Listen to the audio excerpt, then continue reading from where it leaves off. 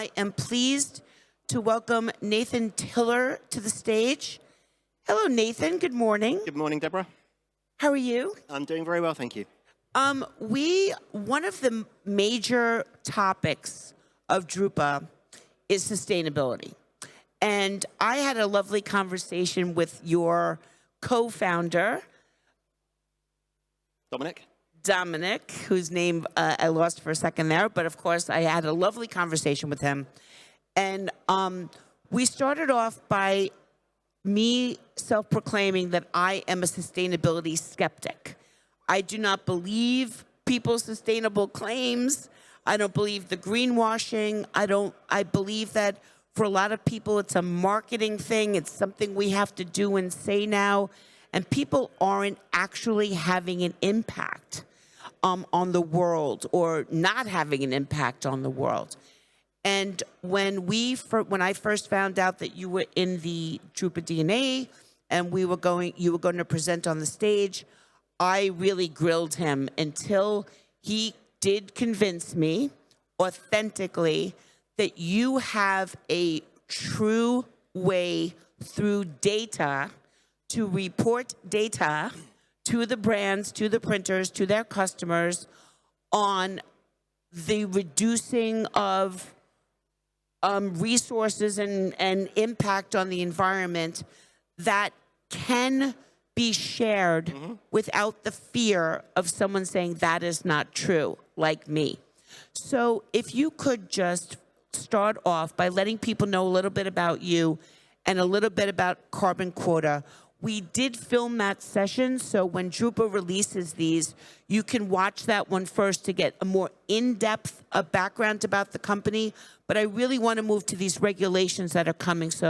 But please just get people interested in Carbonquota first, and then we'll scare them. Brilliant. Scary comes later. Thank you, Deborah. Yeah, so Carbonquota exists to help companies, whether it's the brands, whether it's manufacturers, whether it's paper mills, merchants, anybody in the supply chain, to really understand what their environmental impact is and, more importantly, what they can do about it. So we help them map their supply chain. We help them map what happens in their operations in order to give them insight, in order to give them understanding, and we put the science behind it. So we've got a team of carbon scientists, a team of environmentalists. Big shape. Oh, is that okay? There we go. A team of environmentalists, a team of scientists who are able to actually properly map and understand what happens in the supply chain so that we can present data, we can present information and help companies to reduce their environmental impact. When Dominic and I, after Dominic convinced me authentically with proof and showing me how you aggregate this data and how it is shared, we had a second conversation about your second session that you were doing here, and you actually wanted to change the topic because we are in a moment let the calm before the storm, as we say in America. And you shared with me some EU regulations that are coming that will affect the entire printing and manufacturing industries of all types. Can you please share that information with everybody in a way that they absorbed it as much as I do, because it's keeping me up at night? Okay, thank you, Deborah. So what's been happening for the last year or two particularly around the EU, is there's a piece of regulation coming through called the EU Deforestation Regulations, or EUDR. What that's doing is it's taking 7 different commodities, one of which is wood-based, so paper and pulp is very relevant to everybody here. There's a number of others: cattle, cocoa, coffee, rubber, palm, and soy, I think, is the 7 in total. So those products and products derived from them, I guess the simple part of the regulation is that every time you place a product on the market with those products or the products derived from them, you have to demonstrate you've done your due diligence and you've gone back to the original source of, in the case of paper, the wood chips. Where and when were those wood chips harvested? And can you prove that you've got a due diligence system all the way from, let's say, from the forester to the sawmill, to the pulp producer, to the paper mill, to the merchant, to the printer, to the converter, to the brand? All those pieces have to be connected so that the brand at the top, let's say it's a piece of packaging or it's some advertising material or a brochure or a booklet. So everything on here, these things on your stalls today, to place those on the market, to sell them, to give them away, you have to demonstrate that you've gone down your supply chain and asked the right questions so that you can show this is where the wood chip, the pulp, this is exactly where it was harvested. That law's coming in, subject to no further delays. That law's coming in on the 1st of January. It's taking a lot of people by surprise, and there's people like us and a lot of our colleagues are now starting to put measures in place. Okay, I mean, let's specifically talk about printers, okay?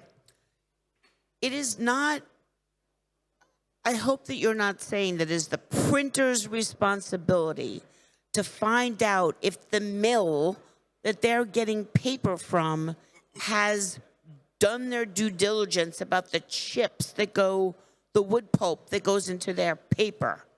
Please tell me that, how is a printer supposed to do that? That's exactly what they have to do. So the idea of the regulation is that starting at the top of the supply chain is the EU. The regulations are putting pressure on the producer, the end brands, to ensure that they're forcing the questions down the supply chain to be asked and answered.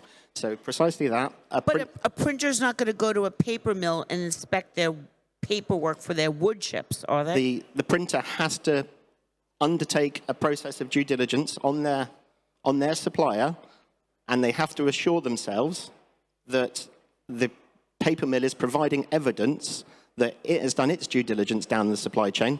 Okay, but isn't that the distributor's problem? Everybody in the supply chain needs to look down their supply chain, ask questions, and satisfy themselves that they're happy that the due diligence has been done. So you may be able to use, there's a certain element you can use FSC. If you've got FSC certification, that provides some of the due diligence. The rest of it, you're looking for information on the blockchain, ultimately, that everybody below you in the supply chain has placed their data on the blockchain. That's had some form of verification or risk analysis undertaken on it, and that you can confidently purchase that, let's say purchase that paper from that merchant or from that paper mill, because you've assured yourself that they've done their job okay. If you think they might not have, you've got to make a decision as part of the supply chain whether you carry on to place that order and pass that data on to your customer, or whether you find another supplier who can provide better evidence to you. I'm sorry. I mean, I'm all for, being better on planet Earth, but this sounds like an undue burden on a printer, and I'm not happy about it. So, just to use a crazy example, I come to Europe and I have my electricity converters. I'm not making sure that the person who made the converter really, I'm assuming that if they say it can hold a certain voltage, that it can. And if it doesn't, I won't use it again. But I don't have to go to the factory and check out how it's manufactured. So are you saying that if I buy, let's say, brand X of paper, more than likely in Europe, I'm getting that from a distributor, not directly from the mill, right? So my distributor is going to tell me that according to the paper companies that they represent, they fall within this certification, right? The printer doesn't have to double check that. They just have to trust their distributor. Is that correct? Yeah, they need to have a process in place, similar to FSC, but a lot more detailed. Everybody in the process, everybody in the supply chain needs to have a process in place to make sure that they've asked the right questions, they've got an answer back that passes a risk assessment, and it's software that undertakes the risk assessment. The risk assessment looks at the blockchain and can verify that, for example, within that supply chain that's been notified, there is geo-coordinates, there's satellite imagery that shows the wood chips in this paper come from this supply chain, and here's the geo-coordinates. So no one's on the honor system anymore. On the, sorry? On the honor system. Like, of course, these chips are not from the Brazilian rainforest. Of course not. Exactly. It's now verifiable proof.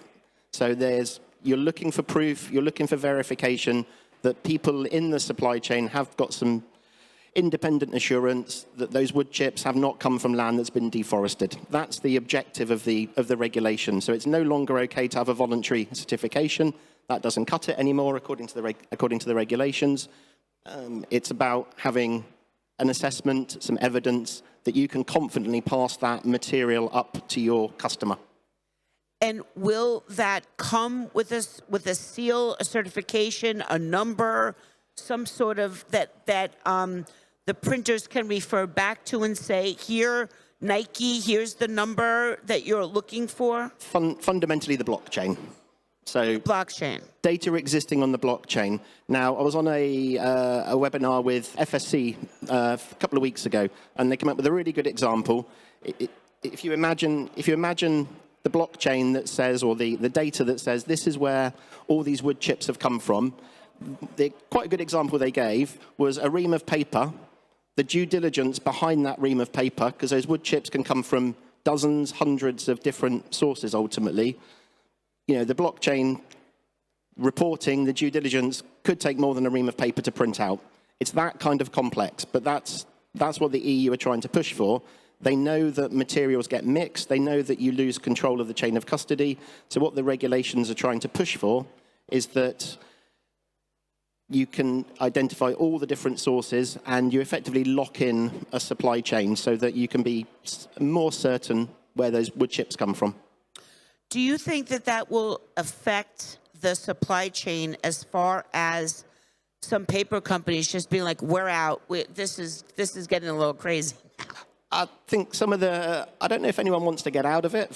I don't think this will push people out of it. I think it will make them more concentrated and more sure about what it is they're doing. So the paper mills we talk to in particular, you know, some of them are acting now, which is good. Not enough are. This regulation's coming. It doesn't appear to be stopping. Maybe it will. Who knows? But at the moment, there's no signs that it is.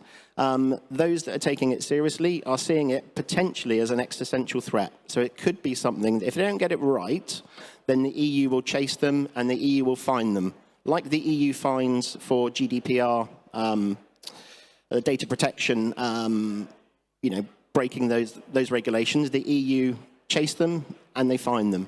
And that's what a lot of these paper companies are now realizing, that their business is under threat for that, from a money point of view and from a reputational point of view. So there's enough of them out there that are now starting to put those things in place. What's not happening enough is that everybody else in the supply chain, the publishers, the paper merchants, are putting the pressure on to the paper mills to say, what are you doing? What's going on? Because they're starting to prepare, so that information needs to be shared. So it seems that it might be unfair to assume that somebody who doesn't have one of these numbers or certifications isn't compliant. They're just not paying for the certification, right? Well, it's whether or not you believe that your suppliers have got processes in place that are adequate, that are through blockchain, through some fundamentally straightforward software. You've got to be certain that they're doing their job right. There's no certification as such. It's just proving through the use of satellite images where this paper, the possible sources of this paper, and proving that hasn't been deforested since 2020, I believe. Okay, I have one last question about this, and then I know there's more fantastic news for everybody around here. Will certain paper mills be, for lack of a better term, outed as using bad pulp? Is it going to be discovered that brands have been doing this, not knowing it? I mean, will there be a reckoning point going backwards for anybody who's accidentally been involved? There are very sustainable brands out there who who only go off of, well, there's recycled content, but not where it originated from. I think it's possible. It's hard to know. I think what will happen is, what the regulations are pushing for, or my interpretation, is the regulations are pushing for those that are doing a good job to demonstrate they're doing a good job and to accentuate the positive, if you will. I don't think I think if you can't prove it and the EU thinks that you haven't done your due diligence or you haven't tried, then I imagine, and this is not my legal opinion, this is just my personal opinion, I imagine if you can prove you've tried, you've got a defensible position, you're going to be, in essence, okay. It's those that haven't put any effort in or haven't tried, I think, is what the ones that are likely to get fined, the ones that are likely to have some reputational damage, because they can't prove it's good. So you could argue that if you can't prove it's good, it might be bad, and that's what they want to get over. And I believe from our conversation, my understanding is that the printer is not going to get in trouble. It's their customer who's going to get fined. Is that correct? Who will then be mad at the printer? But the government's not coming after the printer. They're coming after the brand, correct? One thing's for sure is they want the end producer to be responsible. Let's say a publisher. They want to make sure the publisher is managing and controlling their supply chain properly. Whether or not they come after any, and obviously, yeah, if a publisher finds that there isn't any evidence, then they're going to be mad at their printer for sure, or mad at their paper supplier for sure. Whether the EU then come after everybody in the supply chain is anybody's guess. Lovely. Okay. So this isn't even the only regulation. It's just the one that scared me the most because we need that. We need lots of that in the printing industry. But you have some more information to share. So please share about the other news you have. And then we really need to get to how can Carbonquota help everybody manage this?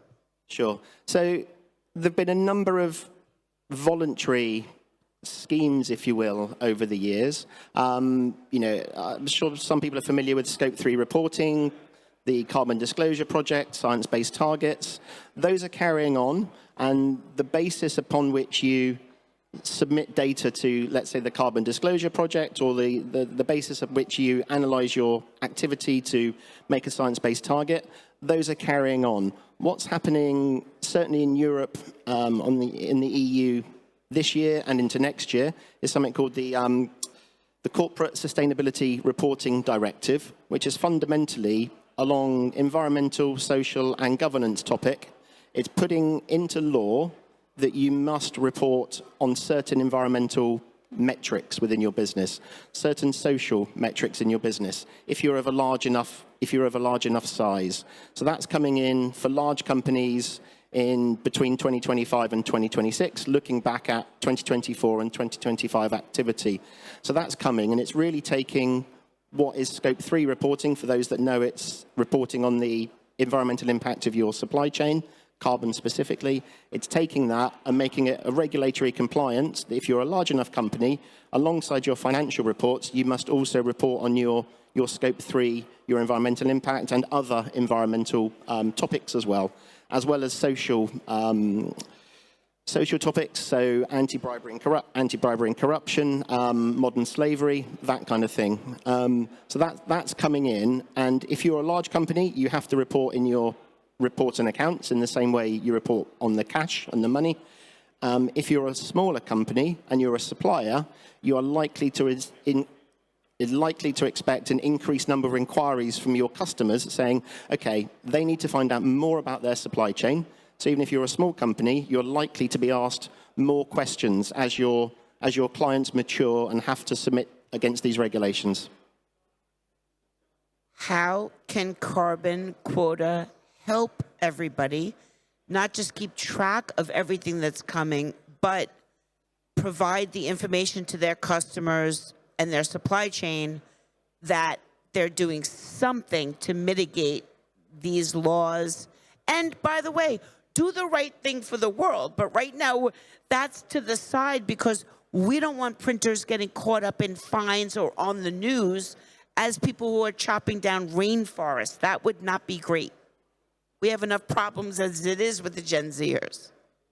Yeah, so what we exist to do as a business, as Carbonquota, is we help particularly manufacturers and corporate clients, I suppose, or the brands, gather and prepare data. So there's enough data that usually exists within corporate enterprise kind of data lakes or data systems, and there's enough data that exists in a manufacturing environment to gather, collect, and turn into carbon reporting or EUDR, the deforestation information request you've got to put to your suppliers. There's always enough data that exists in a business. What companies like us exist to do is to understand that data, translate that, and turn it back into a template, a format that's good to report, that fits in with all the protocols, all the international standards, the ISOs, as well as the regulatory requirements. So whether you have to submit to it yourself because you're big enough as a business, or your clients are asking, your customers are asking for data, tell us what's happening. If you're a supplier, tell me what's happening in your business. Tell me how you're managing your carbon. Tell me how you're managing your water. Tell me what you're doing. We exist to help turn your data, turn your everyday activity data that does exist somewhere in the business into a report, into some statements that can satisfy those, either the voluntary disclosures or the regulatory disclosures that your customers have either made a pledge to commit to, or they now have regulatory requirements on themselves. Does anybody have any questions?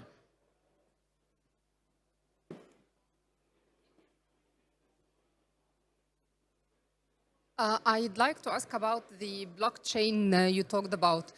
I think this is similar in a way or another to the FSC. So if a company is certified by FSC, is this enough for them or to export to the European countries, or we need more to do? It's not enough by itself.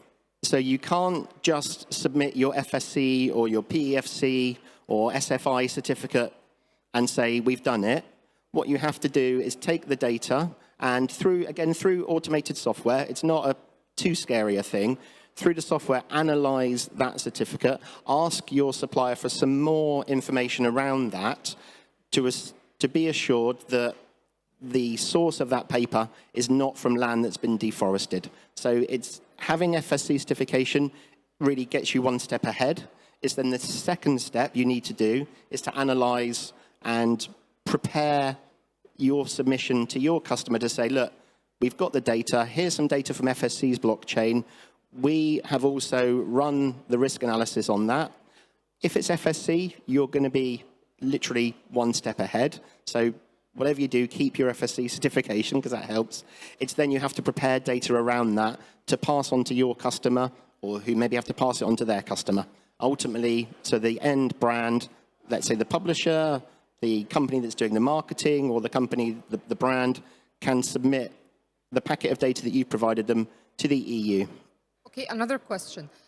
If I'm a paper mill and I am manufacturing paper from OCC, the old corrugated carton, so it's recycled, not a virgin paper. So from where can I get these numbers? That is going to be one of the most challenging things that's going to have to happen. So we had this conversation, right? So if in this magazine in front of you here, if there is 1% virgin pulp in it, you have to undertake a due diligence on it. If it's 99% recycled, by definition, and this hasn't been defined in the EU's regulations yet, it's almost they haven't, I don't know if, they just haven't said how you do this yet, but fundamentally, by definition, if you have to say where the 1% virgin pulp came from, you have to also have a chain of custody on the 99% of recycled. And that... For recycled, we don't need this. If the product is 100% recycled, either it's paper or corrugated carton packaging or folded carton, whatever, recycled is excluded from this for the time being. In theory, yes. So the regulations say if it's recycled, it's okay. But what they haven't defined yet is how you prove it's recycled. It wouldn't, we wouldn't be able to prove this. It's very hard. That's why it's going to be an interesting year. Yeah, because you don't know where it came from to begin with. It could be recycled up to how many times? I mean, 5, 6, 7 times. So is there going to be like okay, everybody restart? Because there's literally tonnages of paper in the system that are probably caught up in this. what's going to happen to that paper? And is it like, okay, as of January 1, new manufacturing process for everybody? Like, now you're freaking me out even more with the recycled paper. No, I think you have to go with the spirit. I think you have to go with the spirit of the regulations. The spirit of the regulations are there to reduce deforestation, which everybody's in favor of course. What that means is you need to drive, or you need to encourage even more recycling, even more closed loop. So that's the spirit of the regulations. Anybody who's working in the recycling industry, anyone who's trying to do closed loop manufacturing, that has to carry on. And that's exactly what the regulations are trying to encourage. So I think the more that that's done, the better. Oh, thank you, because you guys have been like staring like I feel. Thank you. Just a question. What is the right answer from paper mill to us as a merchants that what we provide on the market, it's according to this new regulation? What is the some assessment, risk assessment, or what kind of form or confirmation is it? Yeah, so fundamentally you need to undertake a risk assessment, and there's software out there to do this. You need to undertake a risk assessment and fundamentally ask your paper mills, ask your suppliers to provide their due diligence statements to you. So you need to expect that they've undertaken their due diligence on the pulp providers, on the sawmills, and so on. What you're asking them for is to provide you with the due diligence statements, which you can then pass to your customers, generally the printers, I suppose, because your printers should be asking you because they've been asked by their customers. They already started. There you go. And yeah, so as a merchant, your responsibility is to ask your paper mills, and going to have to insist that they provide data to you. And is there any united form for all paper mills, or each paper mill can have different yeah, form?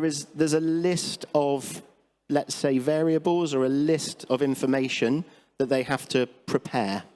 Ultimately, that list of information will be submitted by the end user, the publisher, let's say. That list of information will be submitted into the EU database to say, this product, this, let's say the January issue of this magazine, here is the due diligence statements that they've received from their supply chain. That information is common. It will exist largely on the blockchain, but different companies in the supply chain will use different systems to gather that. It's provided you've got a system to ask your suppliers, the information that comes back up should be in a consistent format that you can then pass on to your customer. You keep saying blockchain like it's something that everybody just deals with every day. I mean, I might be dealing with it, not realizing it, but you're freaking me out about that. But I like his point. Is there just going to be a list somewhere that everyone can say, I know these 10 papers, these 10 brands are not going to cause me any problems ever. And if I have to say to my customers, these are the only 10 papers that we're using here because we don't want to get caught up in anything. And as they're added to the list, we'll share them with you. We'll bring our merchants in to do presentations on what our print looks like on this paper. But how is that going to manifest? It's going to be one. Is that what you're talking about, that one database? And can you just, I know it's a complicated topic, but you just keep saying do you know what he means by blockchain? If you do, I'll stop asking. Okay, so I'm probably not the only one. Can you just really bring it down to earth what you mean by that? Do we access a blockchain? I don't understand. That's where software comes in. So software that we're working on and preparing knows the type of data that's required. So if you're a publisher who asks their printer, they have to ask their printer in a certain way for certain information. That's the information request that goes down the supply chain.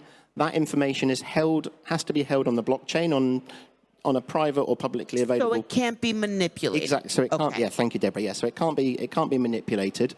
Once you're confident that the data that's coming through, and this is where the software comes in to help you assess and to help you analyze it. If it comes through that the data on the blockchain has some verification behind it, it has some, it passes the risk assessment, then you can feel comfortable passing that data on to your customers. And I imagine that what will happen is certain paper mills are going to be better prepared than others. So there will be certain brands that will get a competitive advantage by being able to say, we've got it ready, here it is. It makes it easier for them to sell and for them to trade in that paper. Yeah, there are certain paper mills that literally manage their own forests.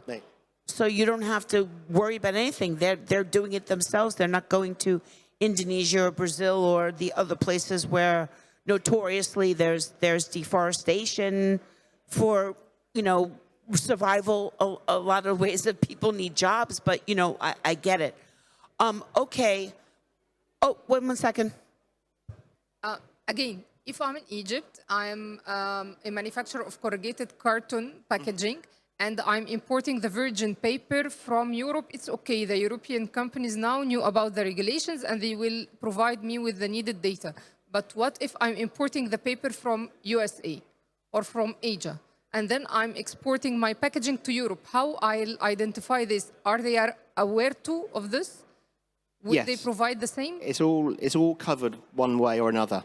So when the company exports it from the EU, so when the paper mill exports it from Finland to you in Egypt, they have to, in order to be allowed to export it, they have to follow the same due diligence process.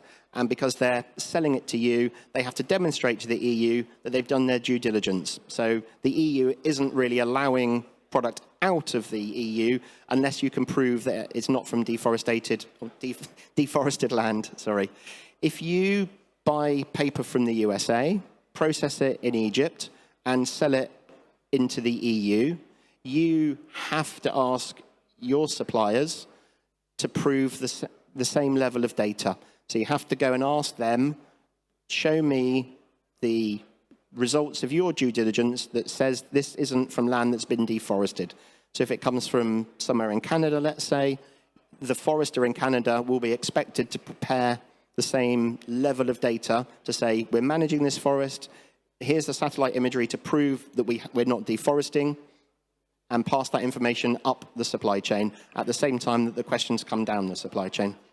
So we want to make sure that not only are we being compliant, but we're championing these causes. We're proud to be part of them, and we're proud to be part of the solutions of how we can make the planet a more inhabitable place than part of the problems of chopping down innocent trees, right? Thank you so much, Nathan. Really appreciate your help.